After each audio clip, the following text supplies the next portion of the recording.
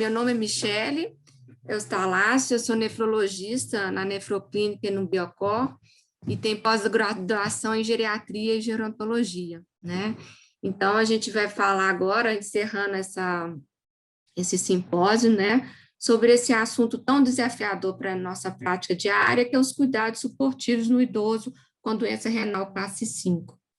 Então, como o Neto falou, né, a doença renal crônica é qualquer lesão estrutural, funcional, que vai acarretar uma perda lenta e gradual da função renal, resultando numa diminuição do clínico de creatinina abaixo de 60 ml por minuto por mais de 3 meses. Isso é muito importante para a gente diferenciar dos quadros agudos, né? E aqui a gente vai falar especificamente da sua forma mais avançada, que é a classe 5, nessa parte aqui final, quando o cliente está abaixo de 15 ml por minuto, né? E isso é muito importante a gente tocar e abordar sobre esse assunto, porque a gente tem visto, né, que a prevalência da doença renal crônica, né, ela tem aumentado no mundo todo, né, devido ao aumento expressivo, né, da expectativa de vida e da explosão dos casos de diabetes mellitus, né. E isso tem se tornado, né, para muitas organizações internacionais, um problema de saúde pública mundial, devido aos altos custos sociais e econômicos dos tipos de tratamento, né, da transplante, diálise, conservador, num cenário, né, de limitados recursos financeiros, tanto do sistema de saúde público como privado. Isso, né, a gente, passando para o nosso cenário aqui no Brasil, né, acredita-se que ter em torno de 5% da população, ou seja, cerca de 10 milhões de brasileiros, tem algum grau de doença renal crônica nas suas fases classe 3, 4 e 5. E atualmente a gente tem mais de 140 mil brasileiros em diálise, a grande maioria em hemodiálise, gerando um custo direto de 2,7 bilhões ao ano e um custo total de 5 bilhões ao ano. E se a gente manter, né, esse crescimento atual de 6% ao ano, acredite-se que em 2030 a gente vai ter um custo somente com a doença renal crônica dialítica, né, da fase, desculpa, fase classe 5, de 7 bilhões ao ano. Então, quando a gente está avaliando o paciente com doença renal crônica, né, a gente tem que ter em mente que, além desse desfecho intrínseco, né, de evolução para progressão da fase dialítica, transplante, o tratamento conservador, essa progressão vai gerar uma série de outros desfechos, né, como desenvolvimento e aceleração da doença cardiovascular, metabólica, óssea infecciosa, anemia. A gente vai ter uma dificuldade maior no manuseio de comorbidades, como a diabetes, hipertensão, hepatites, neoplasias e demência, com uma elevada morbimortalidade. Então, à medida que a gente tem uma progressão da piora renal, a gente tem uma pior aceleração de todo esse cenário, né? Chegando a níveis de mortalidade, a doença renal crônica, maiores que alguns tipos de câncer, como de mama, cólon e próstata. Então, quando a gente está diante de um paciente com doença renal crônica classe 5, a gente não tem só uma alteração de ureia e creatinina, a gente está aí diante de um paciente com anemia, com perda de apetite, com náusea, com vômito, com prurido, com hipertensão, sobrecarga de volume, pericardite, enfraquecimento, cãibras, mais ansiedade, depressão, sonolência, neuropatia. E isso, diante de um idoso, é tudo potencializado, né? E nesse cenário, a gente tem algumas opções, né, terapêuticas, que é o transplante renal, a diálise, né, com seus subtipos, né, a hemo, a peritoneal, a incremental, e o tratamento conservador. O transplante renal, né, vale a pena a gente ressaltar aqui que a idade não é uma contraindicação absoluta, né? O transplante é indicado, né, para o paciente com doença renal crônica classe 5, sem comorbidade significativa. Porém, no idoso, poucos pacientes vão ser beneficiados, né? Nos Estados Unidos, pacientes entre 65 e 74 anos, apenas 1,6% são transplantados, e acima de 75 anos, apenas 0,1% de pacientes são transplantados. Nessa análise do professor Medina, de 2014, uma análise retrospectiva, do maior hospital de transplantador aqui no Brasil, que é o Hospital do Rim, de 8.500 transplantes renais, né, nessa série, apenas 376 pacientes foram transplantados acima de 60 anos. Então, é uma opção suportiva para muito poucos pacientes idosos, né? E a seguir, a gente tem a diálise, que usualmente, né, ela é iniciada no paciente com doença renal crônica classe 5, na presença de sinais e sintomas de uremia, né? Com certeza, a gente vai ter um aumento de sobrevida daquele paciente, mas junto vai ter uma piora significativa da qualidade de vida e uma perda funcional muito expressiva, né? A mortalidade anual, em geral, do paciente em diálise, isso em toda a faixa etária, é em torno de 20%, né?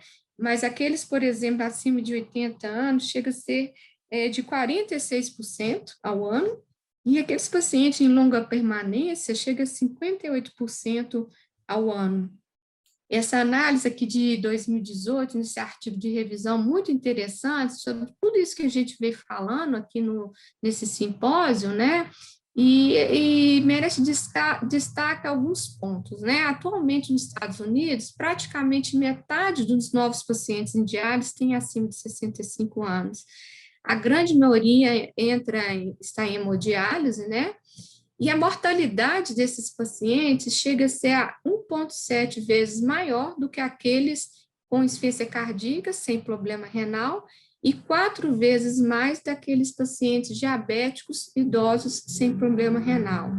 As comorbidades são muito prevalentes, né, em pacientes idosos em tratamento dialítico. Cerca de 68% deles têm mais de 2 comorbidades e 36% mais de 4 comorbidades, né? E testes neuropsiquiátricos em idosos mostraram que 35% deles têm um déficit moderado e 36% têm um déficit cognitivo severo. E a síndrome de fragilidade, que o pessoal da Mais 60 também falou para nós aqui, né? Chega a quase 80% dos pacientes acima de 80 anos. E a fratura de quadril é tão temida, né, sequela de uma queda, né, é 4 vezes maior naqueles pacientes idosos que fazem diálise do que aqueles idosos que não fazem diálise. E outro ponto importante que esse artigo trouxe é com referência à referência precoce ao nefrologista, o grande impacto que isso tem na mortalidade, né? Se aquele paciente idoso teve contato com o nefrologista 1 ano antes do início do tratamento, a mortalidade é significativamente menor do que aqueles que conheceram o nefrologista só no momento do início do tratamento dialítico, né? E isso a gente tem que reforçar toda a nossa comunidade, que isso dá um impacto muito importante na relação à mortalidade. Então, a gente vê, usualmente, né, que os idosos, né, com doença renal crônica, usualmente é uma população frágil, com múltiplas comorbidades, baixa funcionalidade, muitos problemas psicossociais e altíssima mortalidade, né? E isso vai de cenário, mais ou menos, esses dados americanos que a gente tem aqui atualmente no Brasil, nesse último censo da Sociedade Brasileira de Nefrologia, né, onde a gente tem uma prevalência cada vez maior da insuficiência renal crônica, uma incidência também cada vez maior, uma mortalidade geral em torno de 20%, né? E aqui também a gente vê, né, que 35% dos nossos pacientes são acima de 65 anos, né? E 66% são hipertensos ou diabéticos. E qual o melhor tratamento dialítico? Isso, às vezes, é uma pergunta frequente, né? E eu costumo falar que essas modalidades não se competem entre si. A melhor modalidade é aquela que se adequa àquele paciente, né? Porém, de forma preferencial, a peritoneal, ela é muito mais interessante no paciente idoso, né? Além da maior segurança para aqueles que têm doença cardiovascular, né? ela tem a facilidade, né, de evitar a questão do transporte naqueles pacientes que têm mais dificuldade de mobilidade, né? Usualmente as infecções são menos graves, inclusive a anemia, pode ser feito no domicílio, nesse contexto de pandemia realmente agregou demais, porém precisa, né, do suporte social e familiar. Então, para alguns, realmente a hemodiálise é a melhor opção. E temos também como opção ao paciente a diálise incremental, que pode ser um termo até novo para alguns, mas nada mais é do que naqueles pacientes com significativa função renal residual, realizar uma prescrição individualizada com frequências e horários menores do que aquela diálise padrão, tanto da hemo quanto da peritoneal. E à medida que essa função renal vai sendo alterada, essa prescrição vai sendo reajustada. Isso, com certeza, agrega melhor qualidade de vida ao paciente e preserva a melhor função renal residual. Nessa meta-análise aqui que a gente trouxe para vocês de 2019, com 22 estudos, tanto em hemo como peritoneal, uma idade média um pouco mais baixa, de 62 anos, onde a incremental foi considerada menos de 3 sessões de hemodiálise por semana, ou menos de 3 trocas em peritoneal de CPD, ou menos de 5 dias na cicladora. Foi visto que a diálise incremental ela permite preservar a função renal residual em cerca de 12 meses em relação à diálise tradicional, sem aumento na mortalidade. Então, ela é uma boa opção também para muitos idosos. E, finalmente, a gente tem um tratamento conservador, que não significa não tratar, consiste em priorizar a qualidade de vida e não a longevidade. É uma opção suportiva que deve ser compartilhada com o paciente e os seus familiares com o apoio de uma equipe multidisciplinar e, de preferência, com treinamento em geriatria e cuidados paliativos, né? O cuidado paliativo melhora de forma significativa a maioria dos sintomas de uremia, né, após a intervenção, como redução da dor, da agitação, dispneia, da ansiedade, e a maioria desses sintomas, como a Renata falou, são semelhantes aos sintomas oncológicos. E o tratamento conservador, nos últimos tempos, tem tido grande interesse da literatura, né? Logicamente, por motivos éticos, a gente não vai encontrar estudos randomizados, duplos cegos, porque são decisões individualizadas e de cada indivíduo, juntamente com sua família e sua equipe, né? Mas a gente tem dados muito interessantes, né? Como esse estudo aqui de 2016, com mais de 331 pacientes acima de 70 anos, a gente viu aqui que a idade média, normalmente, de tratamento conservador é mais alta, né, do que o tratamento dialítico, e com certeza a sobrevida é realmente maior do que aqueles que realizam tratamento conservador. Mas nesse estudo, né, quando eles pegaram aqui aqueles pacientes com mais de 3 comorbidades, essa diferença caiu apenas para 5%. E não houve diferença na sobrevida quando considerado aqueles pacientes acima de 80 anos. Nesse outro estudo, mais focado em qualidade de vida, com quase 1.000 pacientes acima de 65 anos, né, uma média de 78 anos, o tratamento dialítico, ele gerou normalmente cerca de, em média, 36 dias de internação por ano, quanto aqueles pacientes que realizaram tratamento conservador, apenas 14 dias de internação ao ano. E o que chama atenção também é que nos pacientes em tratamento conservador, a grande maioria, 66%, tiveram acesso ao cuidado paliativo, e nenhum naqueles que eram realizados o tratamento dialítico. E quais seriam os candidatos ao tratamento conservador? Seria aqueles pacientes, né, com doença renal crônica, classe 5, com comorbidades terminais, com insuficiência cardíaca, insuficiência hepática, com algum déficit funcional cognitivo significativo, com uma lesão neurológica grave e irreversível, ou algum sintoma físico severo que a diálise iria prolongar o sofrimento, como uma neoplasia metastática, né? E também naqueles pacientes que optam voluntariamente ou expressa esse desejo quando lúcido, né? Então, por isso que é muito interessante, né, a referência precoce ao nefrologista, para que essa abordagem, né, seja feita de forma ideal numa fase mais precoce, com um clínico de creatinina entre 20 e 30 ml por minuto.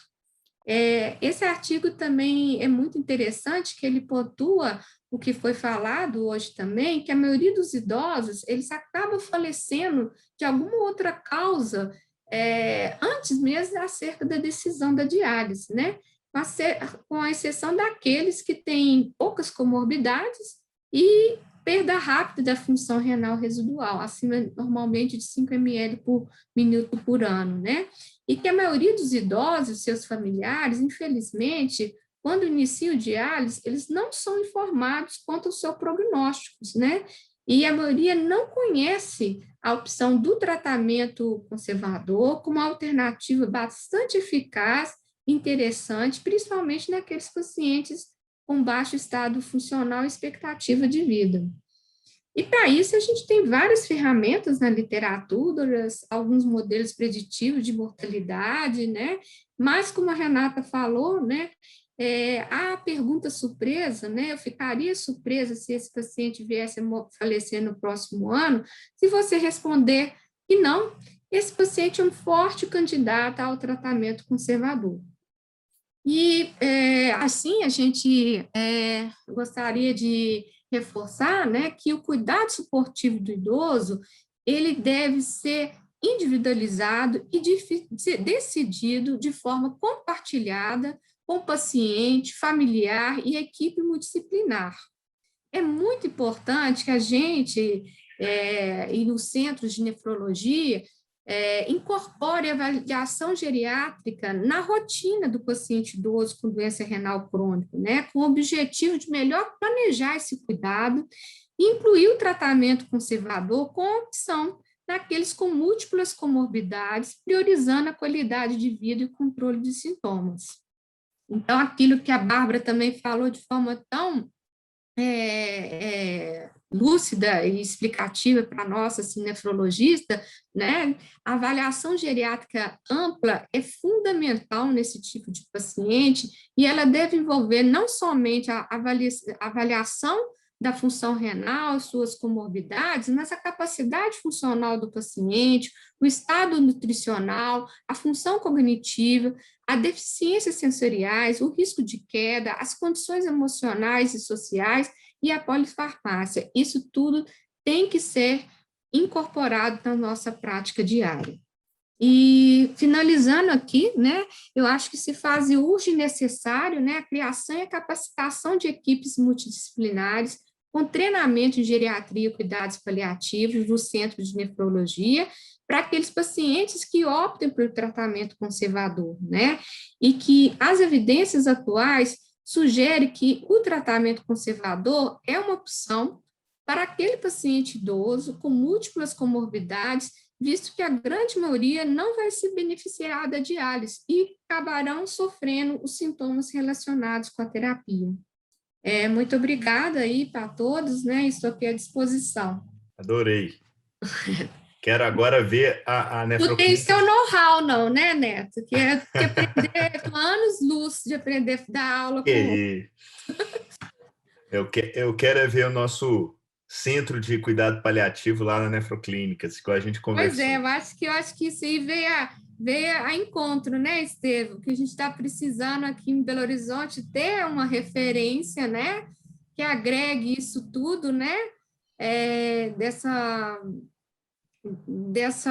da necessidade que a gente está vivendo no nosso dia a dia, né, e, logicamente, com a expertise de dois grupos que têm uma semelhança, um DNA, né, como o Neto fala, muito, muito semelhante, eu acho que vai ter somente agregar, né, a todos que têm o problema renal, e particularmente os idosos, né, que muitas vezes ficam soltos, né, nessa fase tão crítica, né?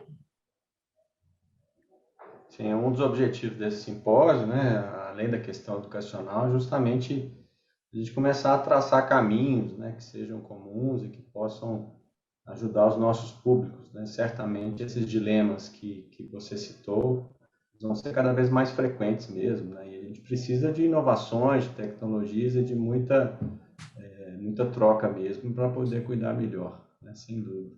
Tem uma pergunta aqui da Maria Carolina Neves sobre hemodiálise diária, né? Ela teria o benefício de menor ganho de peso interdialítico e menos sintomas, mas tem a questão de ter que ir à clínica de segunda a sábado. Como é que vocês veem essa possibilidade? Quer falar, Michele? Eu acho que, igual a gente salientou, o tratamento é individualizado, né? Nem todos os Perfeito. pacientes vão beneficiar com isso, né? Inclusive, tem paciente, o que eu quis aqui até trazer o contrário, a diálise incremental, aquela que a gente usa em doses menores, que vai beneficiar até muito mais aquele paciente mais frágil, né? E isso eu acho que a gente, lógico, tem pacientes que têm a indicação da diária, mas como a gente está lidando aqui com um paciente usualmente mais frágil, mais cheio de comorbidades, se ele tem função renal residual boa, às vezes ele vai se beneficiar mais de uma dose menor de diálise, né?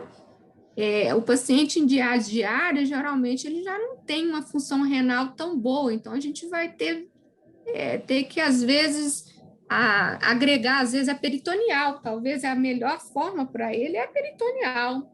Eu amo peritoneal, então eu sou meio suspeita para falar também de peritoneal, que eu acho que agrega muito mais qualidade de vida, né? Mas não sei, completa aí, Neto, assim, eu acho que tudo é individual, não tem fórmula de bolo, não.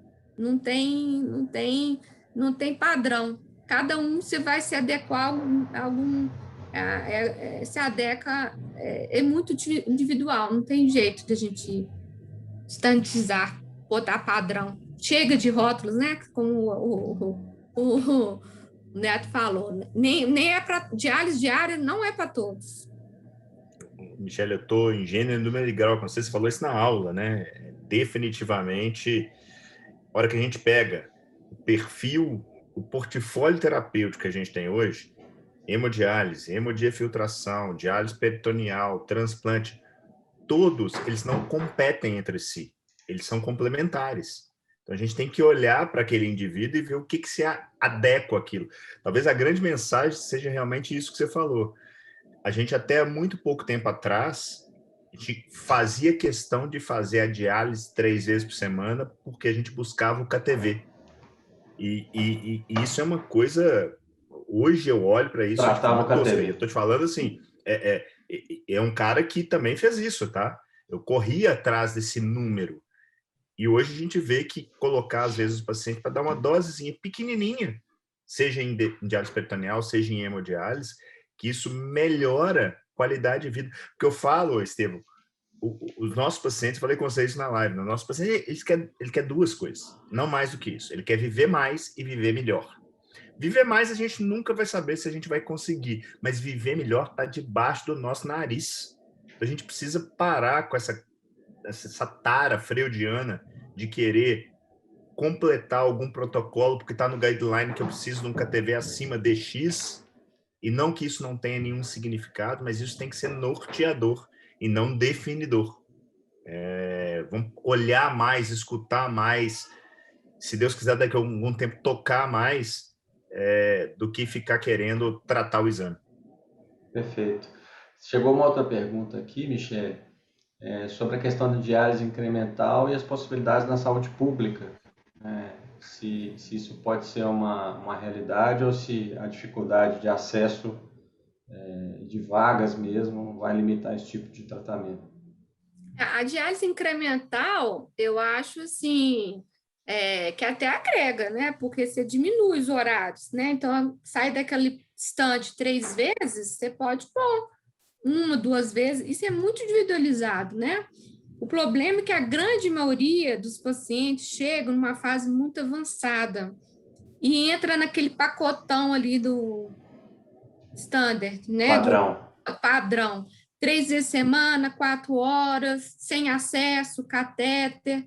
Então, é uma coisa que a gente quis chamar a atenção da questão da referência precoce ao nefrologista, né? Que isso a gente consegue minimizar, e às vezes aquele paciente entra numa fase melhor, não tão desnutrido, não tão catabólico, e às vezes ele tem um ganho maior, né?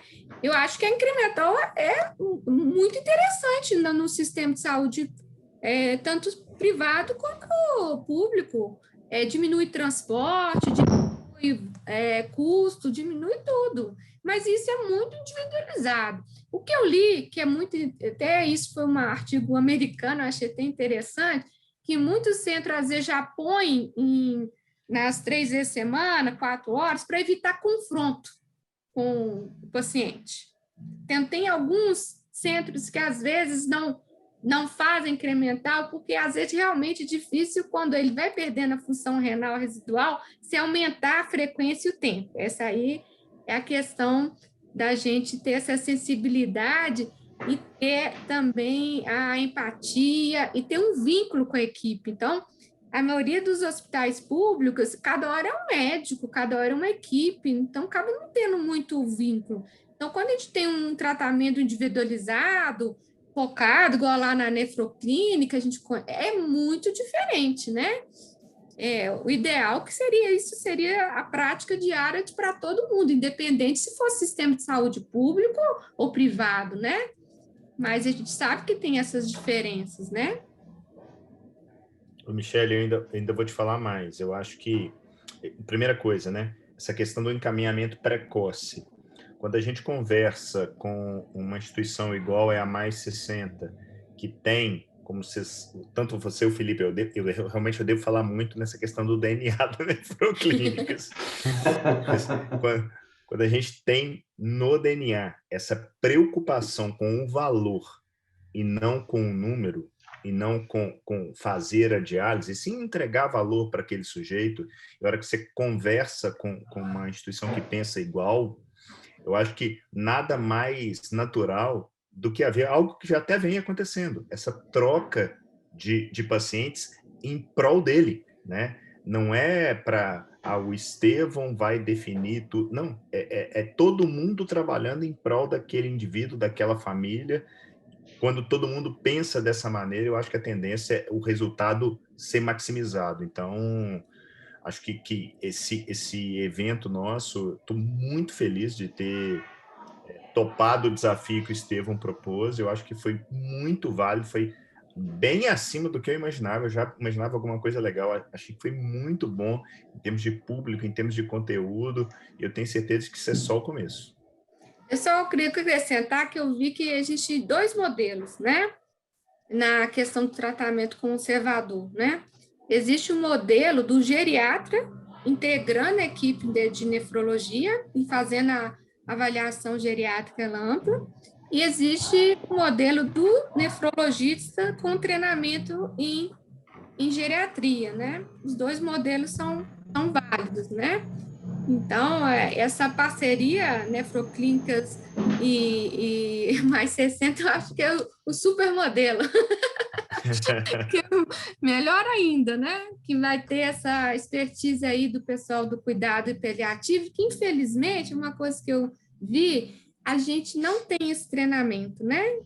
Lá, os americanos, né, que tem muita estatística, eu vi lá que 20% dos nefrologistas teve contato com cuidados paliativos, né?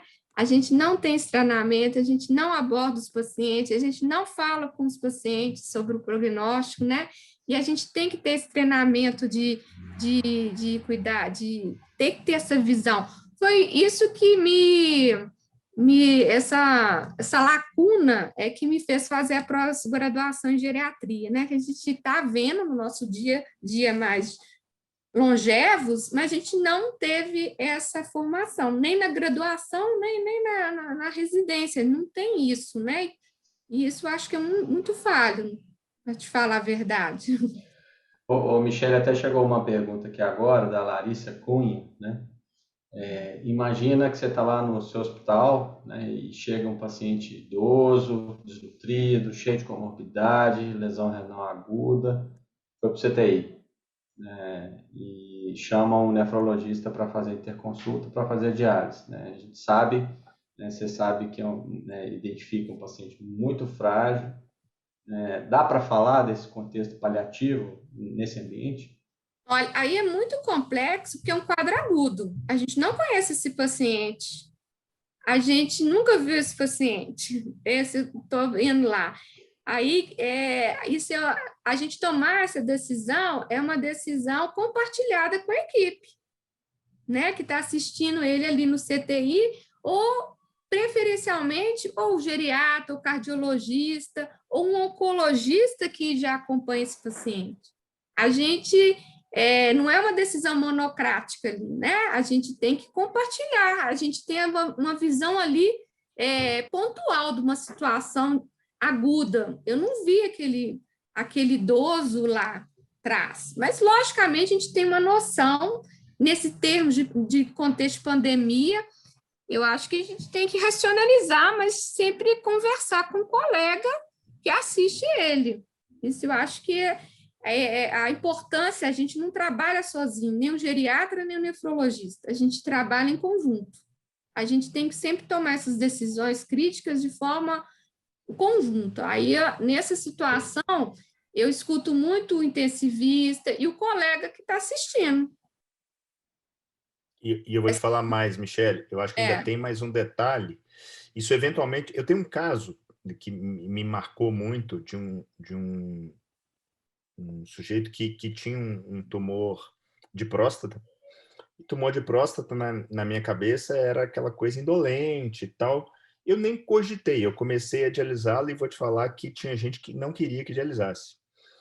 Esse sujeito saiu, ele tinha ali na faixa de uns 60, 70 anos, e ele tinha dores homéricas durante a diálise, ficou crônico, ele não conseguiu sair da diálise, e aquilo serviu para eu aprender uma coisa: nessa hora, não tem coisa melhor do que conversar com a família, de sentar com a família e falar assim: olha, o prognóstico é grave, ele tem 80 anos, ele tem isso, tem aquilo, mas como é que ele era antes? Me conta uma coisa, me conta para ter alguma perspectiva de melhor, porque a gente sabe que, independente de qualquer coisa, a mortalidade é altíssima, né? Se a gente pegar pacientes gerais que vão para diálise dentro da terapia intensiva, a mortalidade é acima de 50%. Num idoso, isso, puxa, é muito maior. Mas não tem nada melhor do que fazer esse compartilhamento da decisão, como você bem disse, com a família. Quando está fora do CTI, eu acho que esse contato é muito mais fácil, né? Da gente fazer esse contato. Essa semana mesmo eu tive essa conversa com uma senhora, a filha da senhora de 84 anos, com uma neoplasia adenocarcinoma com metástase hepática, e eu sentei e conversei com a filha, ela chorou: não, mas e você foi a única que me ouviu e conversou e está me explicando as coisas, porque eu estou arrependida de ter deixado de fazer quimioterapia. E eu fiquei só ouvindo ela, aquela escuta ativa que a Renata falou. A gente tem a oportunidade de ouvir aquela família e a decisão fica muito mais fácil. No contexto do CTI, às vezes a gente não consegue ter nessa contato com a família, né? Que é uma pena, né? Então, quando a gente tem oportunidade, como você falou, eu acho que é decisivo, porque a gente tem que ver, ouvir o que aquela família, o que aquele paciente queria. Eu já tive paciente de 85 anos que ele falou comigo que ia morrer de uremia, que o pai dele morreu de uremia, e ele ia morrer de uremia. E ele morreu de uremia. Ele quis morrer de uremia. Eu acompanhei ele e ele morreu de uremia. Ele quis morrer de uremia. E aí ele, como acompanhando a família, ele quis, a família concordou e a gente foi acompanhando. Ele morreu de uremia. Então, assim... Eu vou te falar que na terapia intensiva, o que eu costumo fazer sei lá, deve ter uns 4, 5 anos, eu pego o telefone e ligo. Eu faço a busca ativa, entendeu? Eu chego e falo assim: não, peraí, esse sujeito aqui, inclusive, eu cansei já de falar essa frase: olha, se fosse o meu pai, eu não dialisaria. Detalhe, isso eu já falei várias vezes eu ganho quando eu dialiso. Se eu estou te falando não dialise, pensa bem, porque o preço pode ser alto. Eu falei até isso com essa paciente. O grande problema a gente vê, às vezes, a nível de CTI, né, que às vezes, assim, quando o cardiologista, né, o clínico fica falando com a família, tem que dialisar, né? Aí a gente fica aquela situação, tem hora que a gente passa uma saia justa. Não, concordo com você. Não é fácil, longe de ser fácil. É tudo aprendizado, né? Isso eu acho que a gente tem que ter consciência e ter empatia pelo outro, né? Assim, de se ver como se o seu pai tivesse naquela situação, o que você faria por ele, né? Se a sua mãe tivesse naquela situação. Isso que às vezes eu acho que está faltando, né? Empatia pelo outro, né? E nesse contexto de pandemia, mais ainda, né? Que está muito mais complexa essa situação.